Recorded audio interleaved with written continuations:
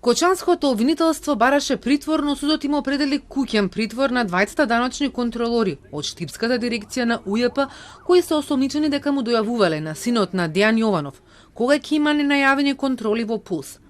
За тоа, според истрагата, Драган Паунов и Дуле Димитриев добивале разни подароци од Михајло Јованов. Паунов е брат на претседателката на кривичниот суд Даниела Димовска. Обвинителството кој ги сомничи за подкуп и бараше притвор поради опасност од бегство и влијание на сведоци, ќе се жали на ваквата одлука.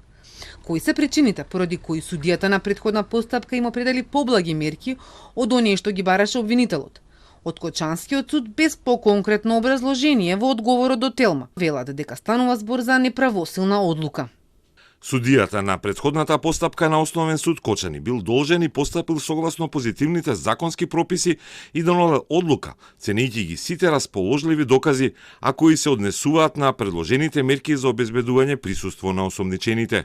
За синот на газдата на Пулс, Михајло Јованов веќе има мерки на предпазливост во предметот за пожарот во Пулс кој влезе во судница. Но на предлог на обвинителството, судот му определил уште една дополнителна мерка – забрана за воспоставување и одржување контакти со новоосомничените. За 6 даночни инспектори и управници од дирекциите на УЈП во Штип и во Струмица судот ги прифати предлозите на обвинителството за мерки на предпазливост. Тие се осомничени за злоупотреба на службената положба. Му помагале на Јованов, неговите фирми, 4M кафе и Пулс да ги избегнуваат даночните контроли и да работат без соодветна фискализација. Газдата на Пулс, Дејан Јованов, кој е во притвор, осомничен е и во овој предмет за фалсификување исправа.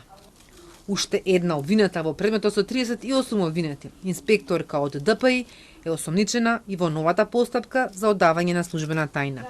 Судењето за трагедијата во Кочани, во која животот го загубија 63 млади луѓе и над 200 беа повредени, продолжува следната недела во вторник.